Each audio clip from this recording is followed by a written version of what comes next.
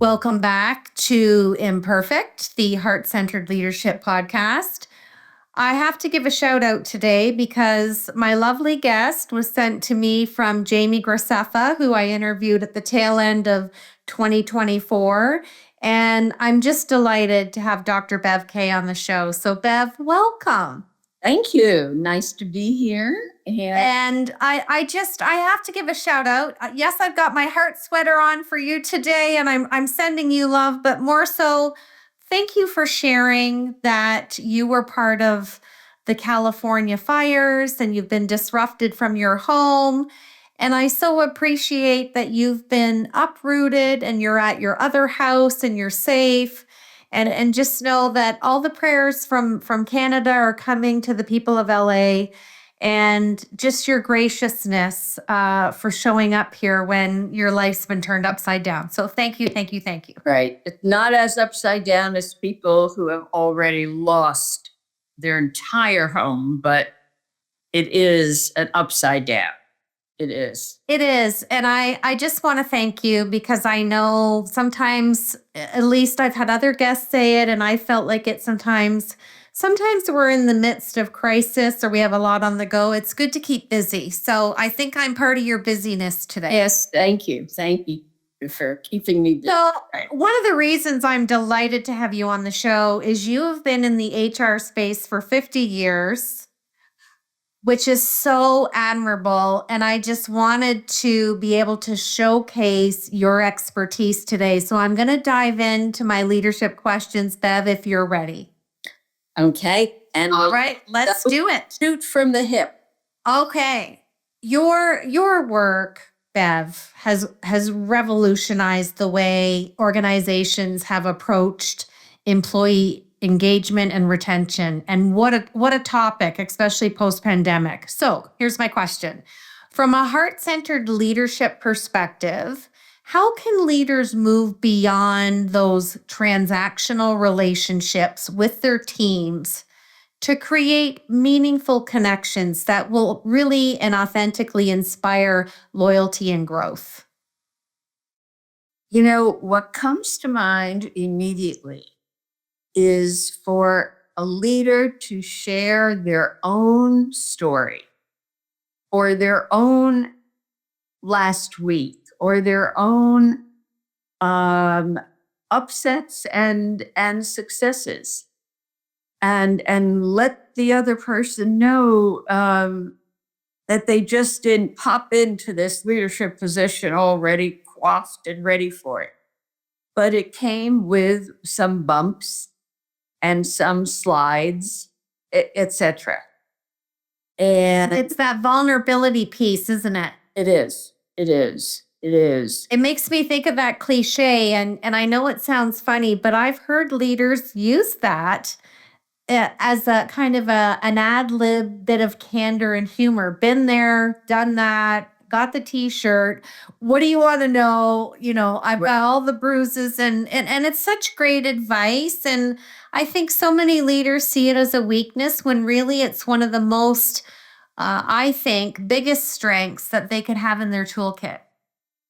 You know, and I think we've shifted definitely as a country to the leader is perfect and does it right by the book, to the leader is as human as you are.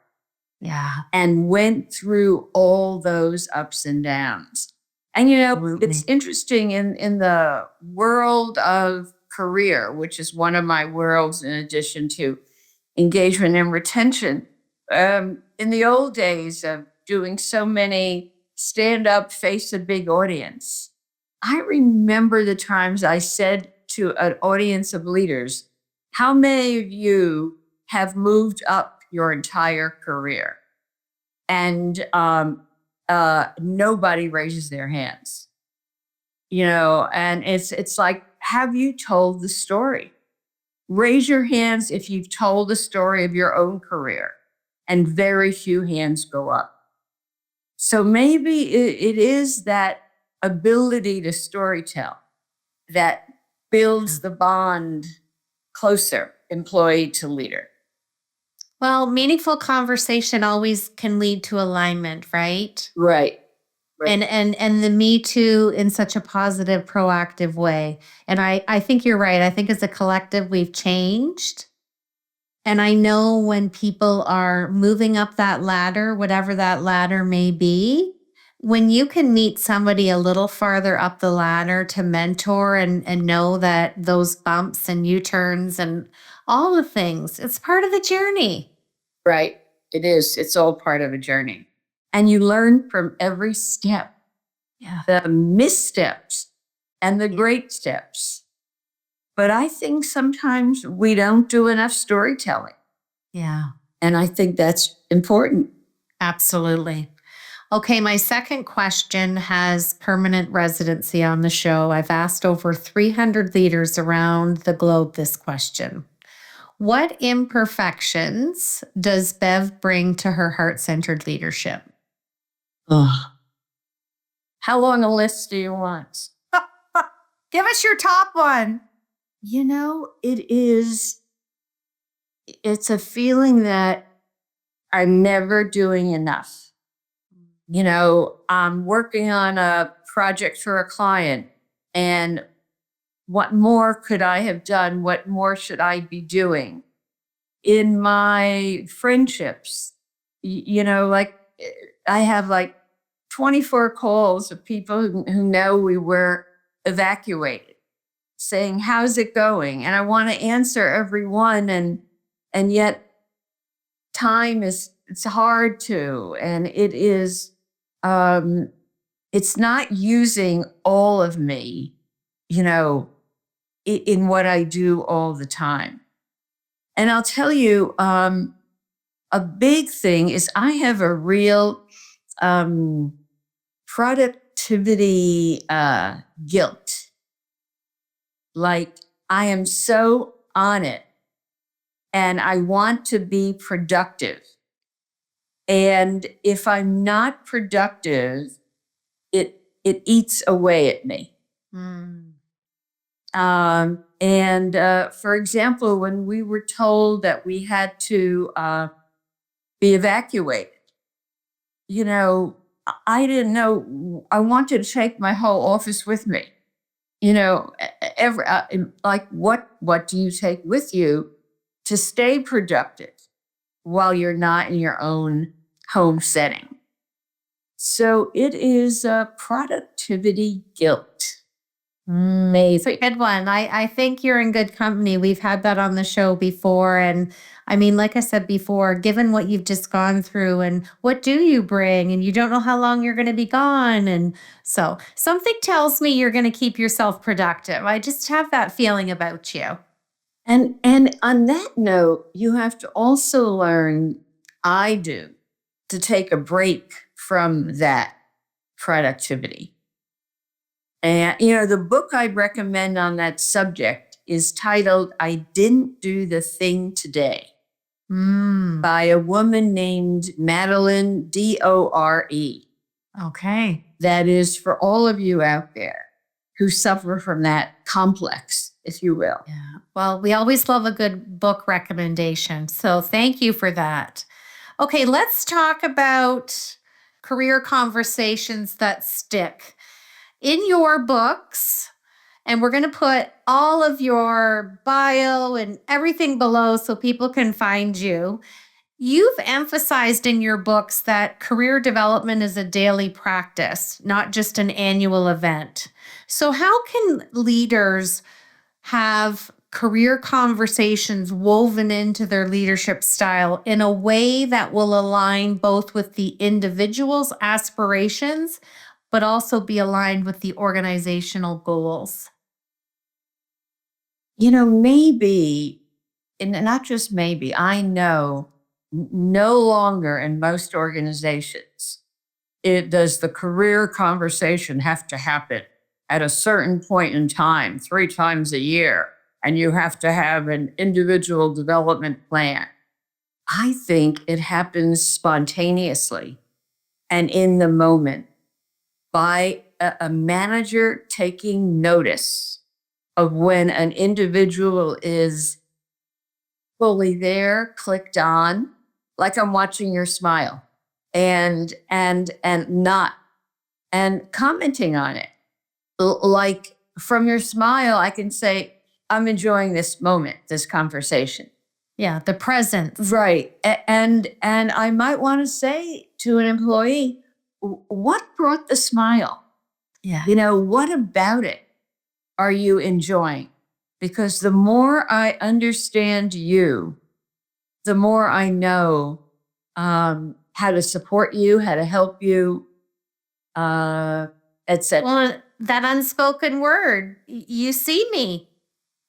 She sees me. She's validating me. Right. We all want that, right? Right. I love that. And we don't get it enough.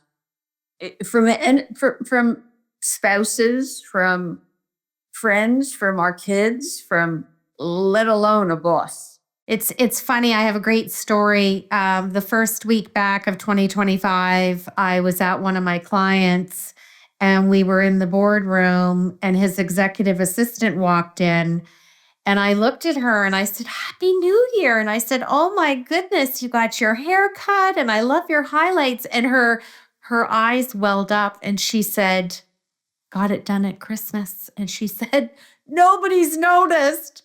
And she goes, thank you, Deb. And I don't know, it's just something I've always prided myself on. If somebody gets new glasses, or with women, we always love different hairstyles and we notice highlights or whatever it is. I have another friend who has like an amazing addiction to lipstick and she loves every shade of red there is. And we always banter back on that. But it's those little nuances that give us continual connection for those intrinsic important things. Right. And maybe, the easy question that most leaders don't ask is something like, what was the best part of last week for you? Yeah. Or yesterday? When were you most tuned in, turned on, etc.? Love that. The more I understand what gives you your moments of, this is the right fit for me. Yeah. The more I can try to make them happen. So it's those simple questions and noticing what's in front of you. Absolutely. Especially, let's use the LA crisis right now. Don't just fall into that mode as a leader during good times, because when people need it the most is when there's chaos at home and chaos at work. There's no escape. So you're leaving the responsibilities of work, you're disrupted from your home. That's when we need to lean in more and go back to what you said, telling a story. Not out of comparison, but alignment and validation. Right. And, those are two good words. If you're not the kind of leader who thinks about that, maybe a note near your computer. Who have I validated lately? Who have I noticed? Have my antennae been up? Yeah. One of the things that I've always prided myself on, and my husband does it, my kids do it, it's really easy to complain. Mm-hmm. But it's difficult to be a daily complimenter. So if I'm in a restaurant or a grocery store and someone is just awesome, like personality, and also, there's one gentleman at our grocery store near my house and he has a disability. His personality is off the charts. He's got one arm, so he's scanning with the one arm. He's telling jokes. How's your day going? What do you think of the sun? Oh, the sun's not out. It's like a stand-up comedian thing for the 3 to 5 minutes as you're getting through with your groceries. And I always say to him, you're so awesome. And he looks at me with his one arm and he's like, no, you're awesome. And I said to the manager, don't lose him. And he's like, I know.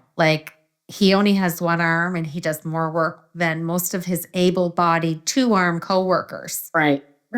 And I always love that because there's no disability for him. He is full on capital A ability.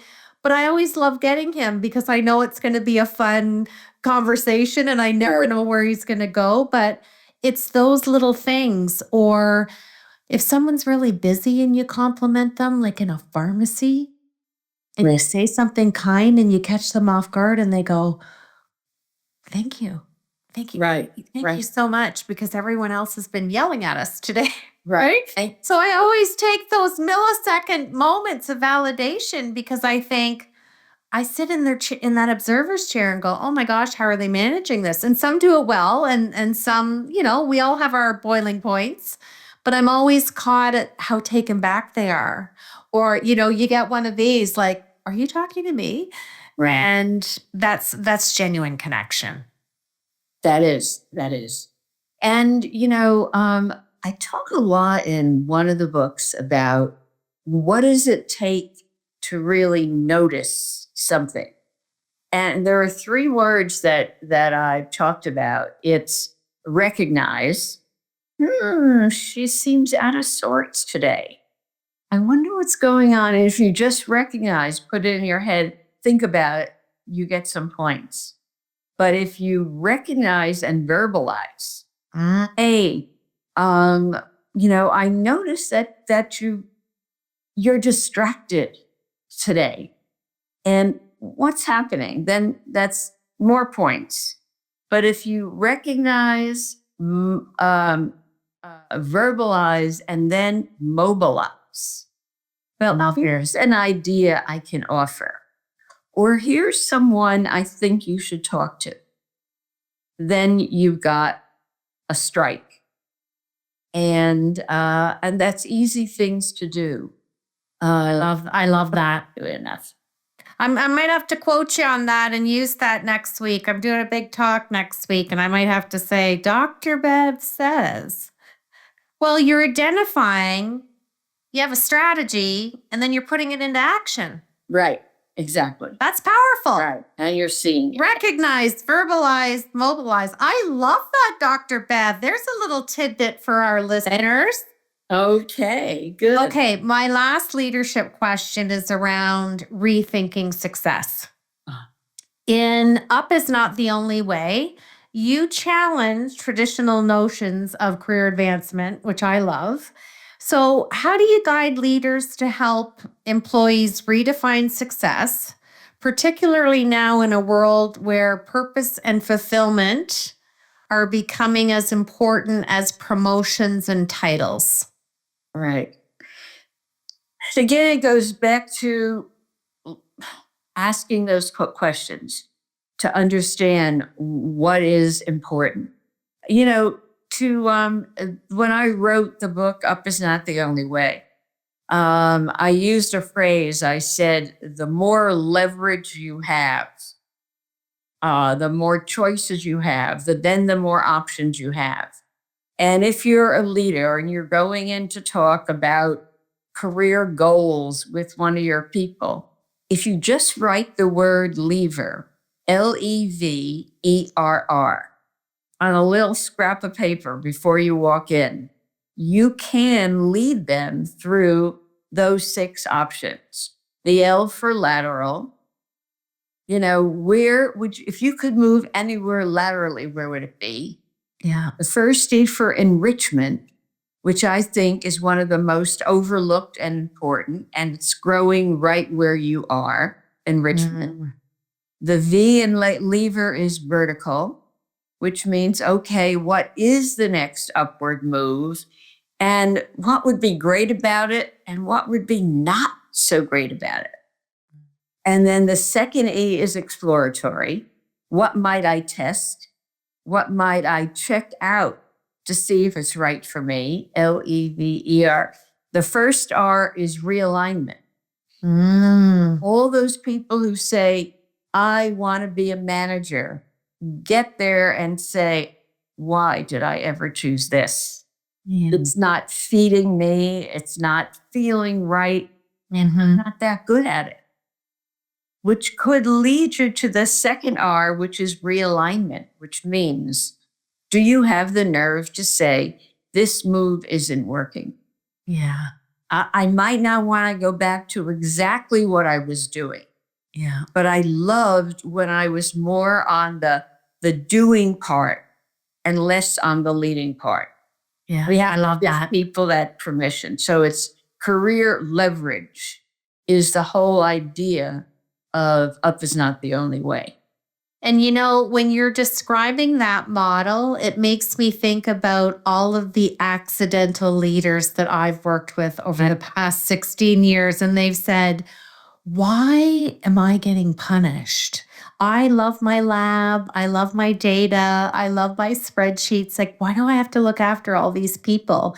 So I think that leverage model really kind of has two avenues, because sometimes someone gets promoted and they didn't want to be. Right, exactly. They didn't want to be, and they couldn't say no. I remember being in front of an audience of all women, and I asked them the question, how many of you have been afraid to say no to an upward move? And a lot of that audience raised their hands. So you're absolutely right that we have to think what's right for me. And it may not be up. Exactly. Okay, I'm going to switch to my Fab Four. And these are just 4 fun questions so our amazing listeners that we have in 87 countries can learn just about Bev, aside from her HR global expertise. So the first thing is, if Bev could give one practical tip to our listeners today, if they're thinking about heart-centered leadership or they're trying to embrace it, what one tip would you give to them to help them put it in their daily lives? It kind of goes back to something I said before. It's notice what's in front of you. Mm-hmm. And name it. And if it is something you're impressed with, say it, for heaven's sakes. Absolutely. And if it's something that worries you, maybe say it too, so that that person knows you took them in. Absolutely. Great advice. Okay, second question. If your leadership style had a song, what song would it be, Bev? I always love the answer to this question.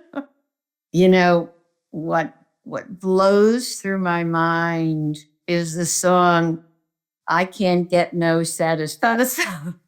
The Stones, it's a classic. Right. And that no matter, and that's not something I'm proud of. Yeah.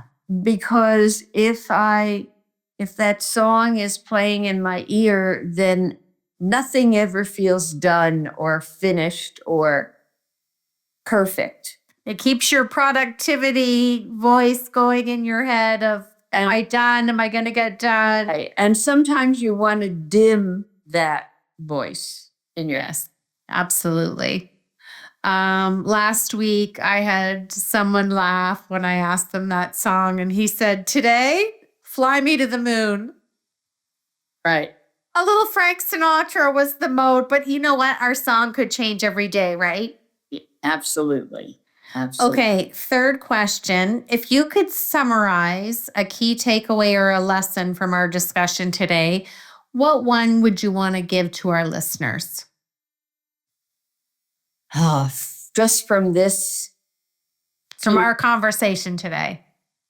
It would be kind of no expert in front of you is ever an expert in all the things you think they're an expert in. And I'll bet that you have expertise that they don't. And because, inside we're always growing, we're always wanting to be more than we currently are.